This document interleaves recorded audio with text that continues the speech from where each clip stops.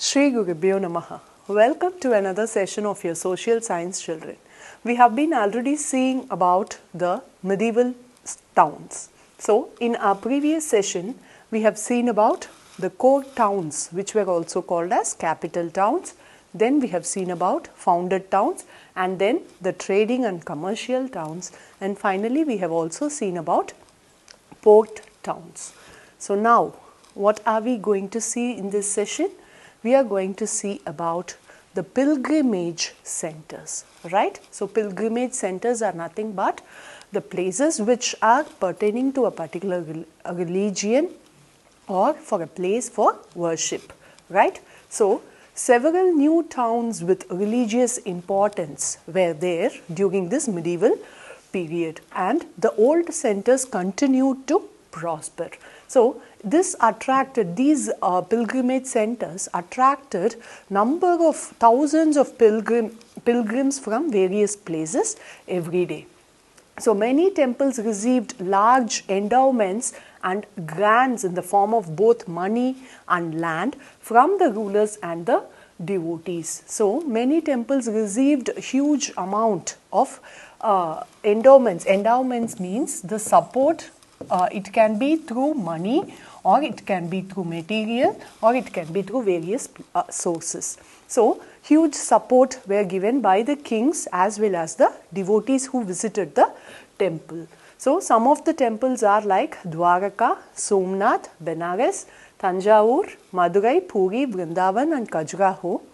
All these places are the well-known temples of this medieval period.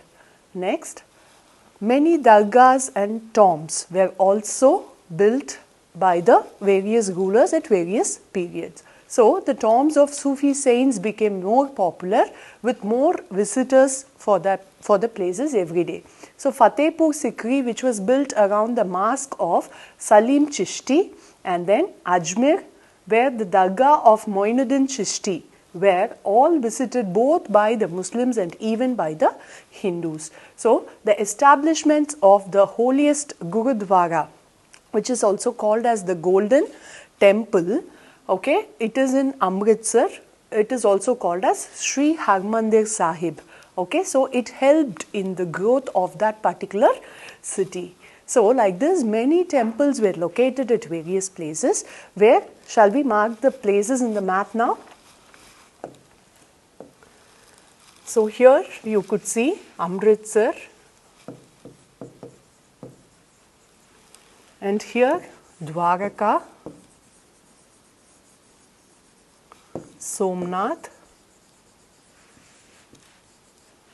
Ajmer,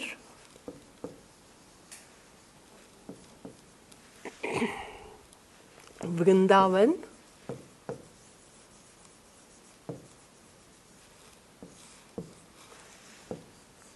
Fatehpur Sikri,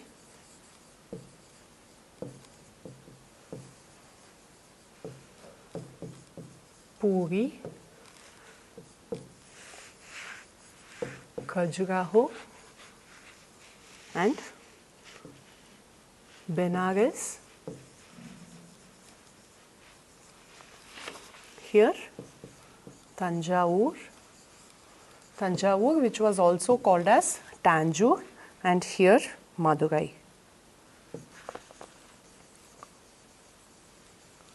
So there were lots of pilgrimage centers in the country which attracted more pilgrims from throughout the country as well as the foreign pilgrims.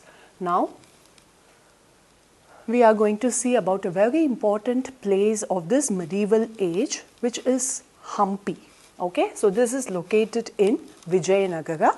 So we are going to see about this place. First, it is located in the center of the city of Vijayanagara, which is the capital of the Vijayanagara Empire. Vijayanagara Empire, the remarkable king or a very important king of this empire was Krishna-Deva-Raya. Okay, so Vijayanagara is located in the center of the, Hampi is located in the center of the city, and it is on the banks of the river Tungabhadra, right? So the Vijayanagara Empire dominated the entire South India for more than 200 years. For more than 200 years, this place was dominating the entire South India. So the long history of military conflicts with the Bahmani Empire, okay, the Bahmani kingdom, which was the neighborhood kingdom for this Vijayanagara Empire, it caused the decline of this Vijayanagara Empire.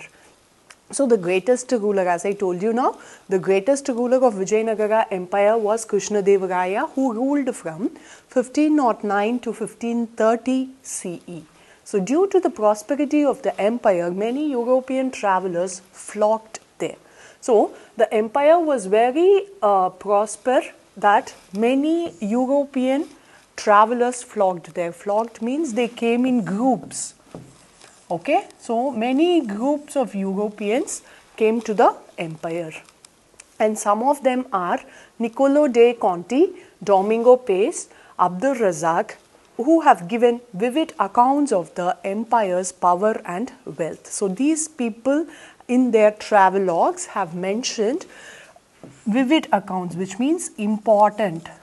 So they have given very important details about how the kingdom flourished, how was the administration by the King Krishnadeva, how people were living in the country, how the trade flourished. All these details have been given by these people.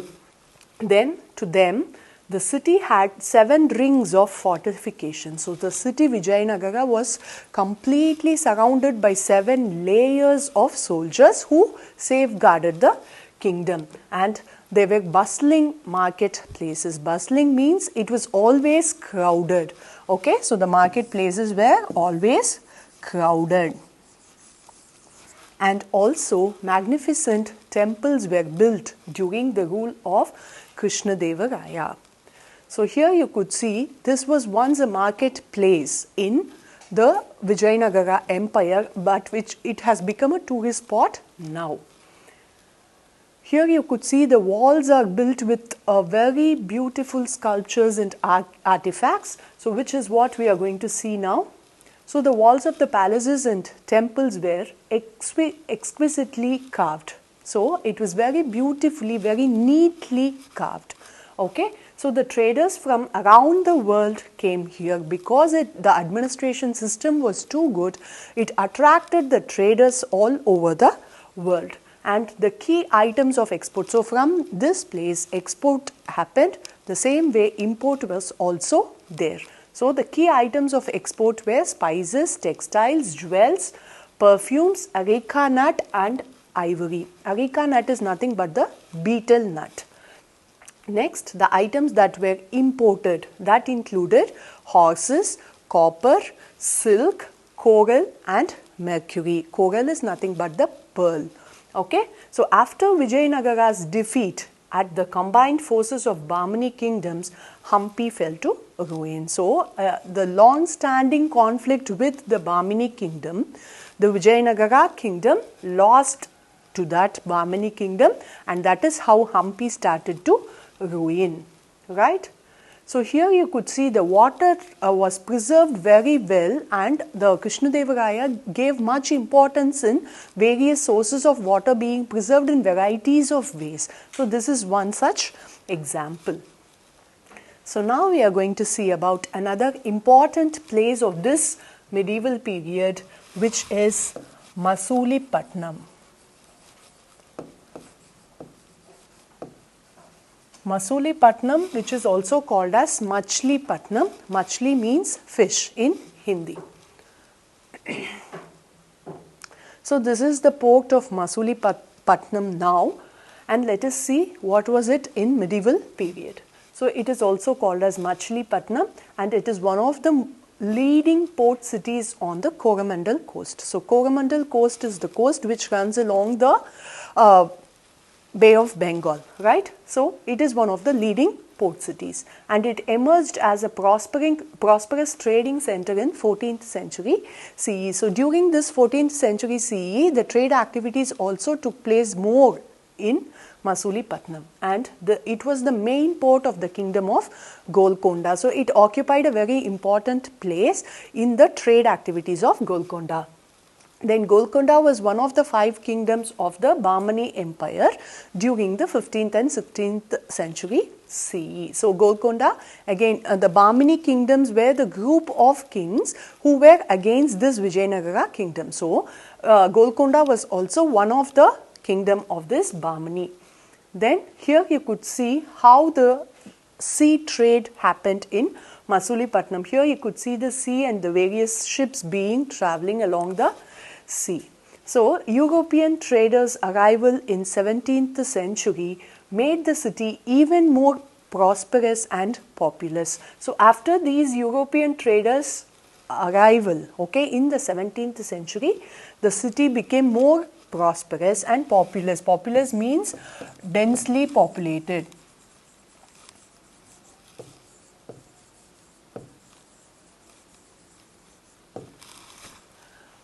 So the English were the first to set up the base here in 1611 CE. So the English, when they came to India, they set up their base first in Masulipatnam, and they were followed by the Dutch and the French. So this was primarily a fishing harbour. So this was primarily a place where fishing took place, and also the various trade activities started to emerge in those places. So you could see a statue near the beach of Masulipatnam which is depicting fishermen. So now Masulipatnam is not only important for the sea trade, but it is also well known for the kalamkari cloth and the paintings. So in this 13th century, Marco Polo recorded that Indian textiles were exported to China and Southeast Asia from Masulipatnam in the largest ships available then. Okay, so Masulipatnam is also known for kalamkari cloth and the paintings. So Marco Polo, in his travelogue, he has mentioned about this trade activity that started from Masulipatnam, in which the goods were exported to the countries of China and the various countries in Southeast Asia. Right? So saltpeter, it is another name for potassium nitrate. Okay? So it was saltpeter and the spices were also exported from Masulipatnam. With this, we are coming to the end of this session, children. See you in the next session with more information about the towns, traders and craftsmen. To receive our online lessons, please press the subscribe button and you will receive the latest updates. Thank you. Shri Gurubhyo Namaha.